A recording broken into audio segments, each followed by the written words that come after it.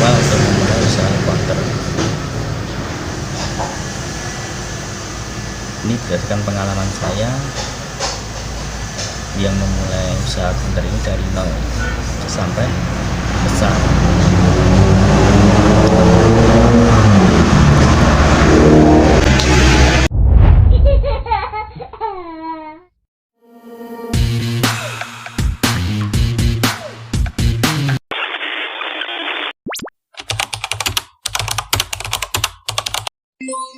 Yang pertama, melihat modal kita dulu ya, menentukan apa yang kita jual.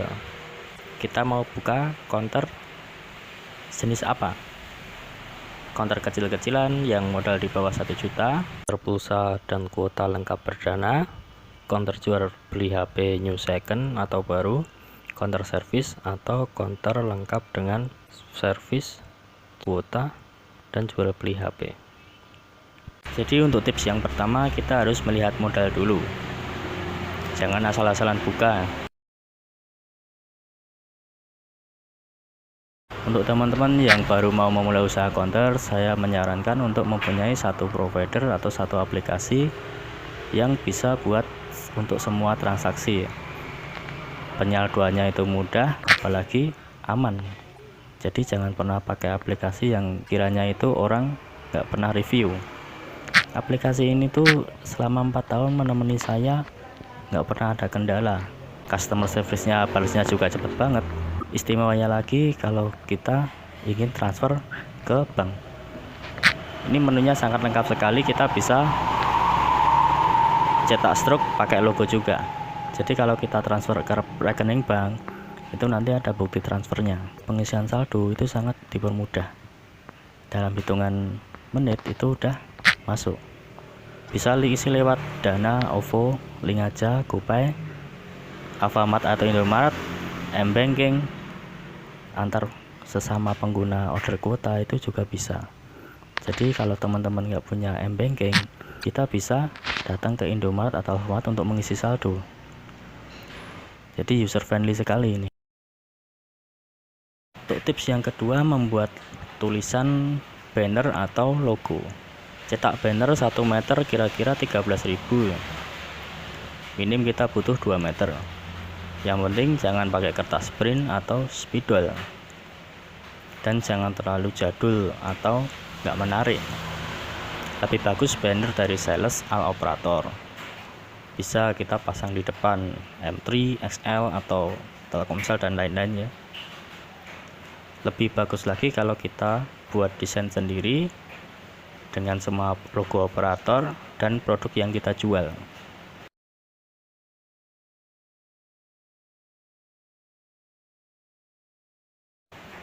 Untuk tips yang ketiga, kita buat daftar harga jual maksimal standar lokasi di daerah kalian masing-masing. Kalau saya minim cari laba itu antara 2.000 sampai 3.000, terkecuali aksesoris ya. Kalau aksesoris harga 2 kali lipat dari belanja. Tapi biasanya beri garansi, jangan cuma asal jual. Garansi 1 minggu atau garansi 3 hari, itu biasanya kalau orang beli mungkin masih mikir, berilah garansi seumur hidup gitu aja. Gak mungkin juga mau balik lagi kalau produknya itu rusak, apalagi kalau orang jauh. Yang penting kasih kepercayaan ke pelanggan. Buat daftar harga semurah mungkin, sebagus mungkin, jangan terlalu mahal.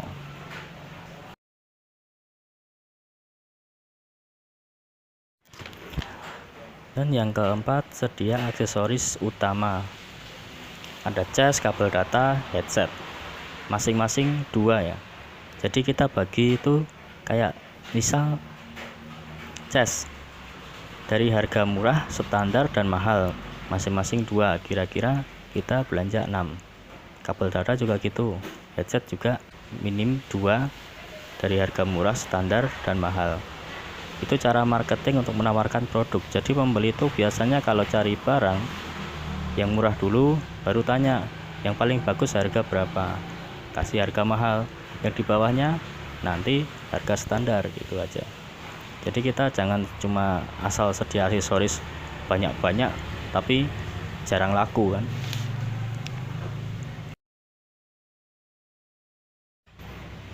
Nah, ini tips yang paling penting, hindari bon. Resiko kalau buka di dekat rumah itu pasti dibon dari tetangga atau teman. Jadi beri tulisan itu dilarang bon. Soalnya hutang itu adalah bumerang bagi kita. Misal kalau kita beri hutang, ujung-ujungnya dia nggak lihat lagi, jadi nggak beli lagi di counter kita gitu. Pengalaman saya dulu malah ada yang jelek-jelekan counter kita, dia beli tempat lain. Jadi jangan pernah memberi bon ke siapapun. Gak apa-apa dibenci orang, yang penting kita jalin silaturahmi itu penting, apalagi kita buka usaha.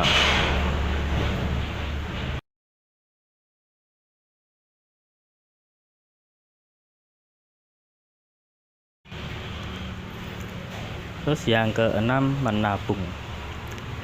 Menabung itu sangat penting banget kalau misal ada sales datang menawarkan produk murah. Jadi kita nggak perlu bingung untuk dana dari mana. Bisa juga untuk pindah lokasi kontrakan kalau kontrakan itu sepi, atau perkembangan counter biar lebih besar, pembelian produk-produk lagi, atau untuk kebutuhan dadakan. Misal ada bencana, datang banjir atau gimana, itu kita masih punya tabungan gitu.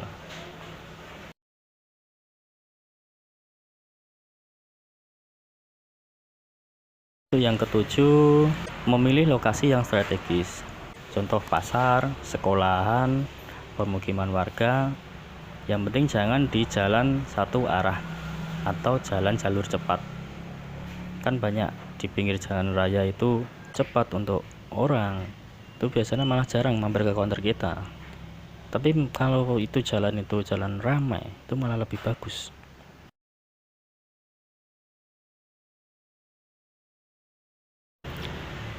Yang kedelapan, belilah perlengkapan counter, mesin cetak struk atau print bluetooth, etalase, dan RAM aksesoris. Mesin cetak struk menurut saya penting ya, soalnya kalau kita pembayaran PLN atau PDAM, itu kita butuh bukti pembayaran pelanggan itu. Jadi paling enggak kita punya satu.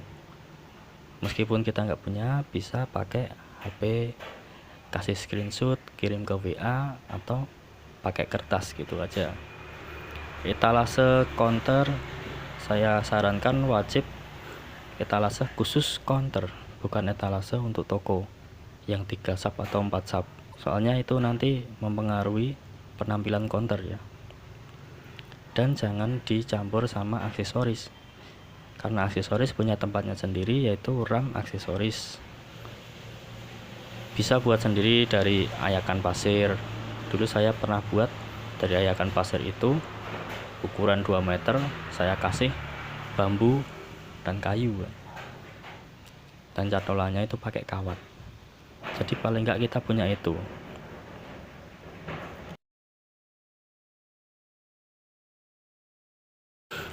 Untuk tips nomor 9, desain countermu. Cat tembok atau dengan blok warna dan beri lampu 17-an itu memberi efek meriah bagi counter kita. Kalau ada ruang-ruang kosong, tempeli harga, daftar harga, bisa tempeli harga promo, harga-harga produk, atau tulisan-tulisan yang mungkin menurut teman-teman itu bagus ya. Jadi sebelum sales itu datang, kita paling enggak punya isian buat tembok sendiri gitu. Kalaupun ada sales, mungkin nanti bisa diganti pakai stiker-stiker dari sales gitu.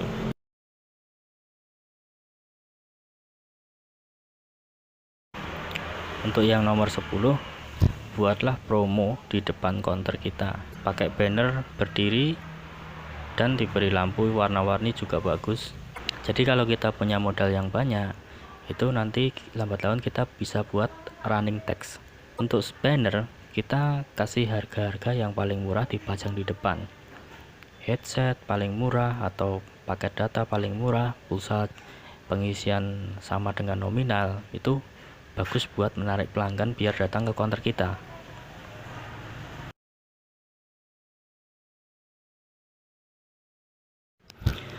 Untuk yang terakhir yaitu tingkatkan pelayanan kita dengan menerapkan sistem 3S, senyum, salam, dan sapa.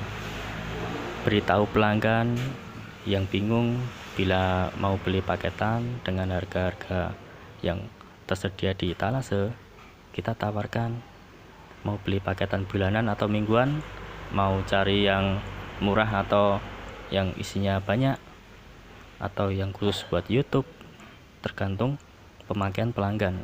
Mungkin pelanggan itu lebih senang kalau kita yang ngasih tahu, dia nggak milih-milih sendiri. Jadi jangan kita itu mungkin dicap pelanggan itu judes atau gimana gitu. Jadi kalau kita diam, mungkin bakal dicap oleh pelanggan itu bahwa yang punya counter ini judes orangnya. Misal kalau diajak ngobrol, kita nggak usah fokus ke HP, fokus ke pelanggan aja. Tuh yakin itu mungkin 100% pelanggan bakal balik lagi dan mengajak teman-temannya. Itu senjata paling ampuh untuk menarik pelanggan. Jadi saran saya, jangan terlalu judes.